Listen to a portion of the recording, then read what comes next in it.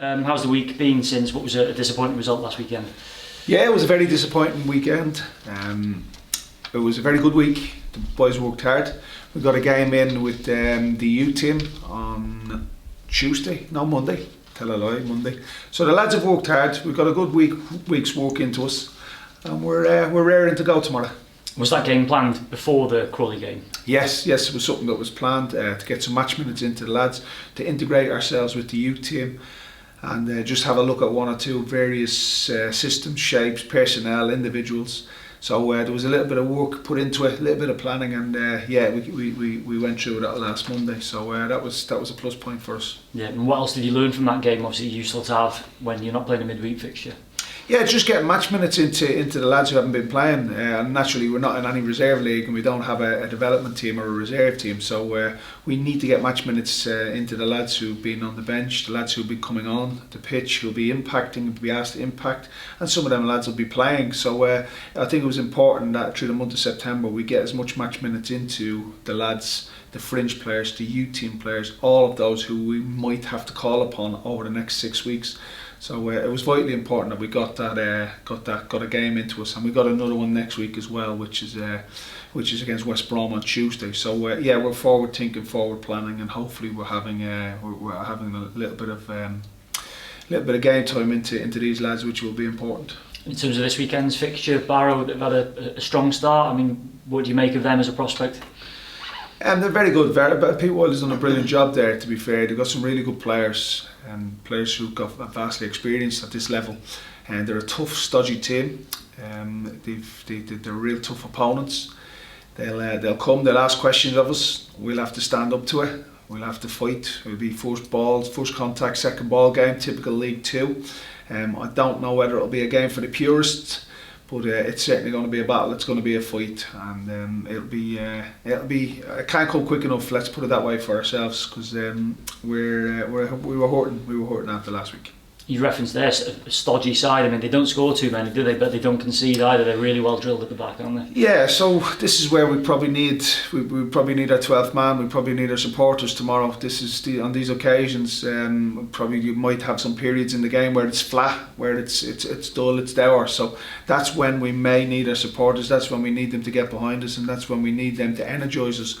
So it'll be a big game for our supporters as well. But look, at the end of the day, as I keep saying to the players, we have been 99% of the time this season, we've been giving the fans something to shout about, so I don't have too many concerns in that department. But I think tomorrow is just about a reaction. It's about the fans backing their players and supporting their club. It's about the players delivering to their fans and delivering for their club. And it's about going toe to toe with a real tough, stodgy, real well drilled League Two team in Barrow. And on yourselves, how's the squad looking ahead of the game?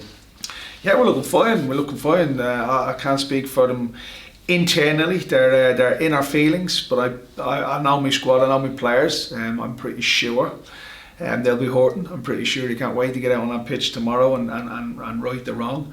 It was 45 minutes that we didn't turn up in last Saturday, so I ain't going to be overcritical of them.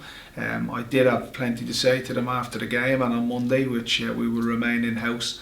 But no, look, the optimism and the hope and the good times that these lads have brought to the club and where we've been to where we are, what they have done at this football club is down to them really. So it's up to them, yes, and they felt it last week more than any. So I'll be excited to see how they react and how they bounce back. And let's be honest, we've had 3 defeats, and all 3 defeats we've gone on to win our next two fixtures. So look, I've every faith in them, I've every confidence in them. It won't be easy. It'll be a big ask tomorrow. Tomorrow will be a tough, stodgy game. But look, we've got to be able to compete and play in those type of games if we want to achieve anything in League Two. And in terms of team news, anything to be aware of from last weekend?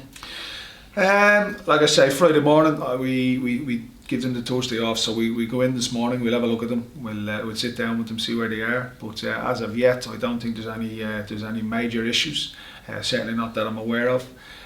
Hopefully, touch wood, we'll have a clean bill of health, and we can pick as strong as possible team for tomorrow.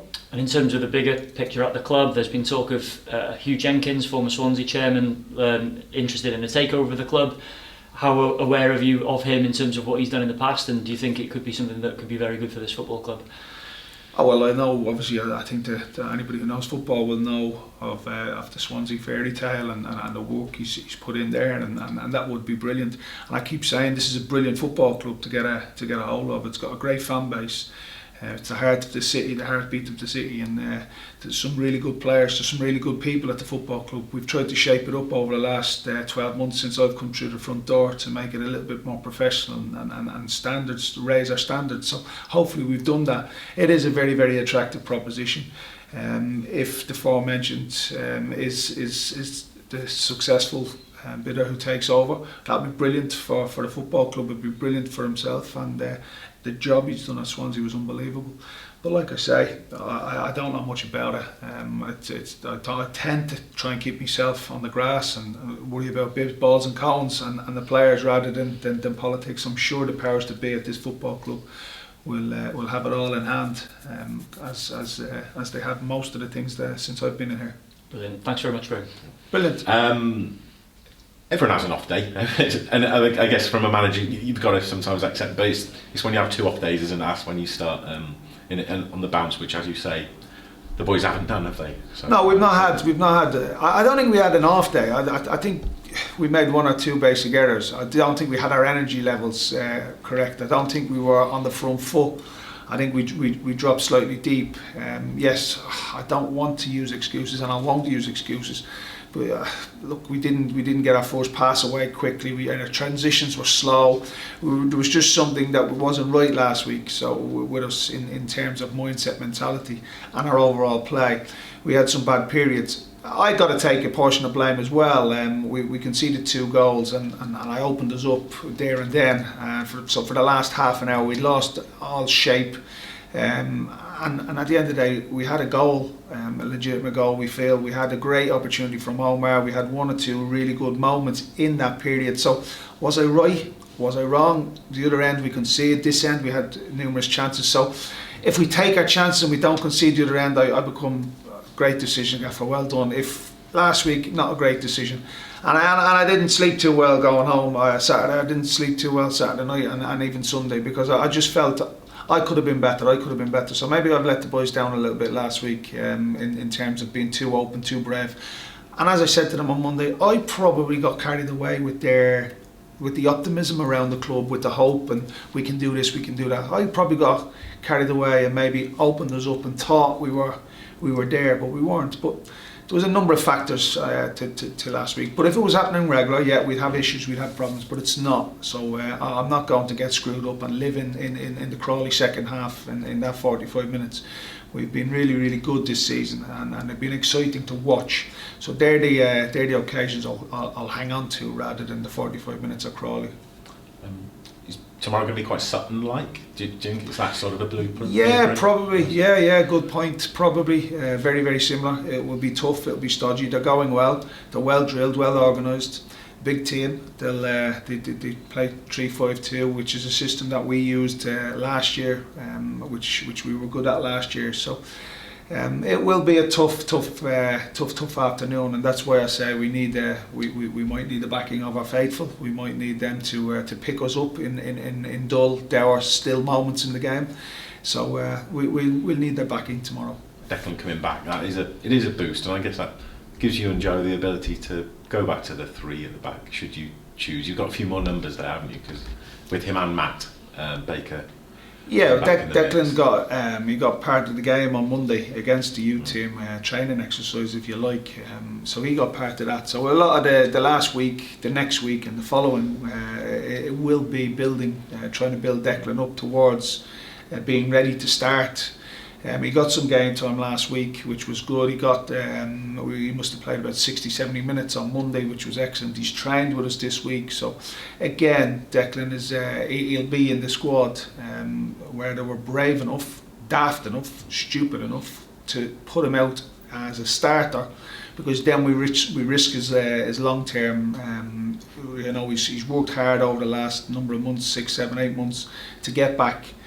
And the last thing we want to do is chuck him in at the deep end and he break down and all of a sudden we get set back. So we've got to manage him, we've got to be careful with him, and I've obviously got to seek and take the advice of my medical department.